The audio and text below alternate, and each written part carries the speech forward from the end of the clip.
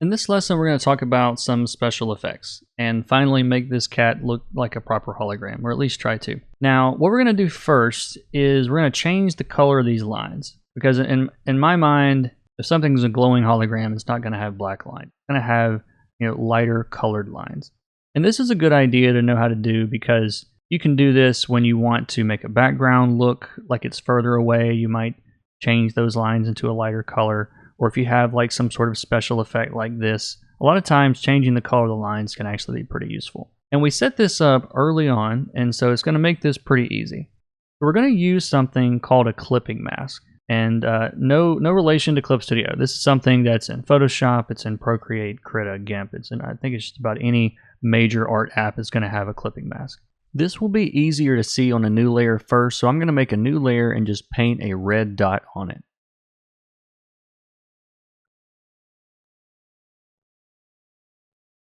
Now let's say I want to paint on this dot, but I don't want to use a selection, and I don't want to worry about trying to stay inside the lines.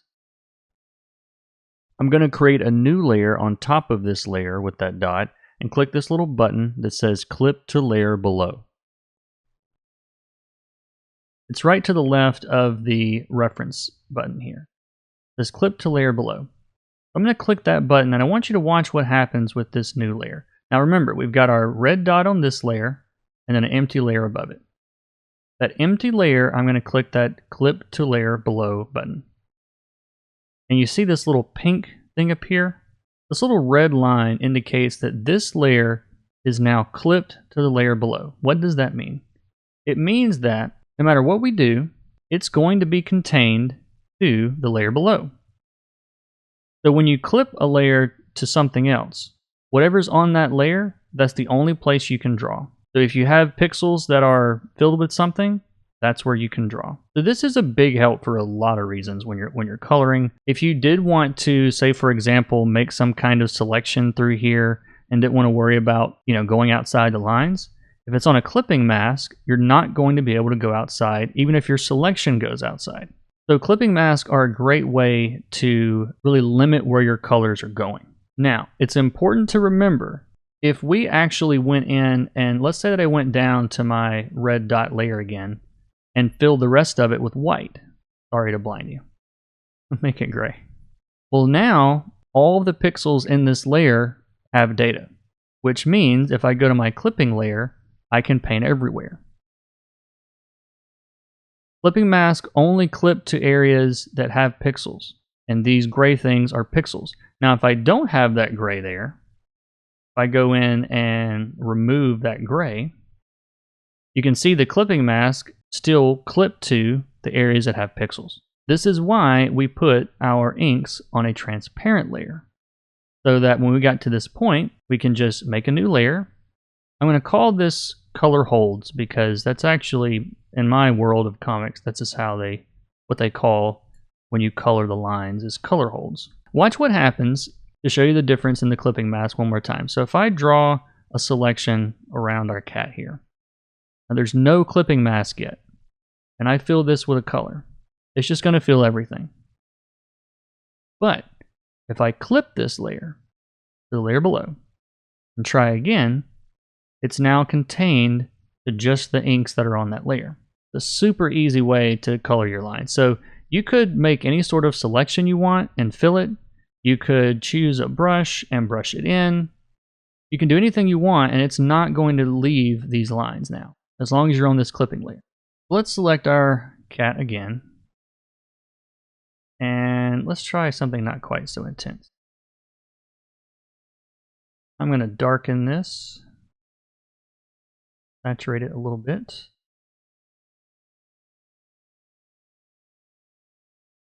Now our cat kind of looks like he's, sort of like a special effect or something. At this point, I think I'd like to lighten him up a little bit more. So I'm going to go back to my highlights layer, get a soft airbrush, and go with a lighter color.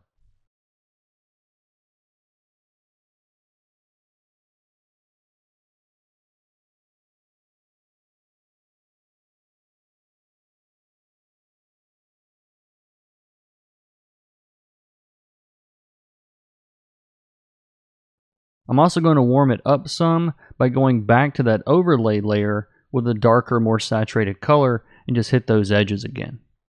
Now I want to make a beam of light coming out of his wrist hologram projector here to really make it look like the hologram is coming out of the arm. So I'm going to make a new layer on top and label it SFX, Special Effects.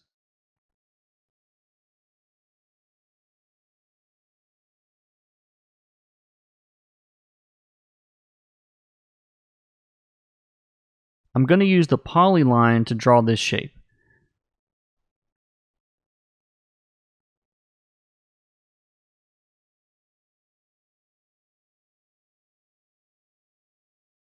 I'll loop this around, but we won't be going out this far, and then reconnect it to the other end.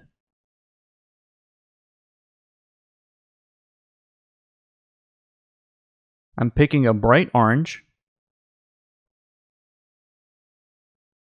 Back to my soft brush and create a little gradient coming out of this projector here.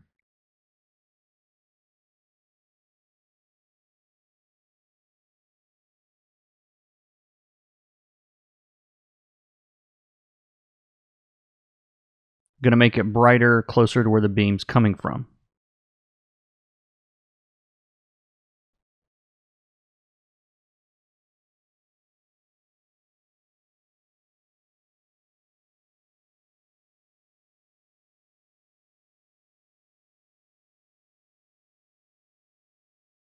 Now these edges look a little too hard for me, so I'm going to deselect the selection, then go to Filter and Gaussian Blur.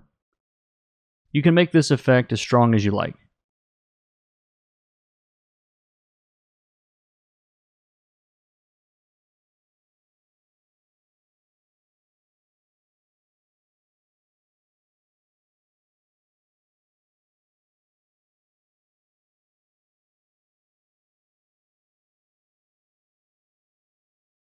On one of the highlight layers, it doesn't matter which, I'm going to brighten this up a little bit in this recessed area here.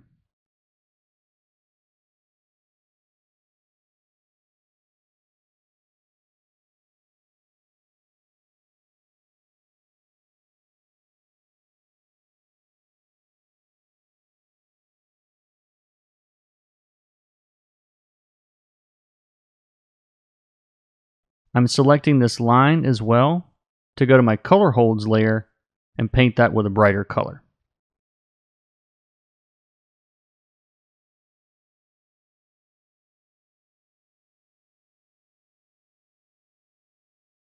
Now I'm going to select this little area from the base color and make it closer to white to make it look like it's really glowing.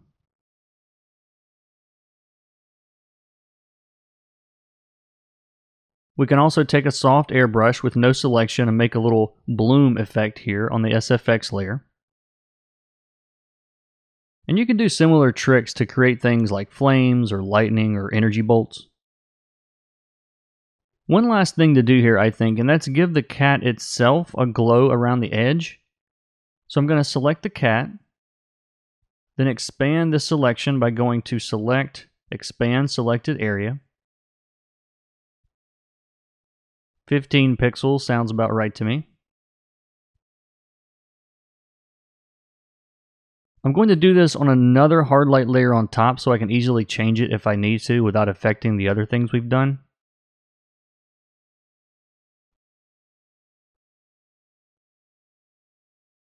Now I'm filling that with a color. And again, running that Gaussian blur filter.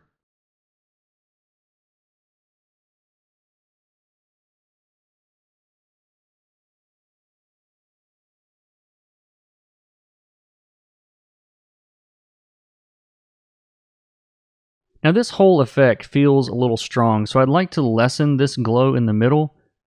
One way to do that is using a method we haven't discussed yet, which is to use a mask. So we'll cover that in the very next lesson.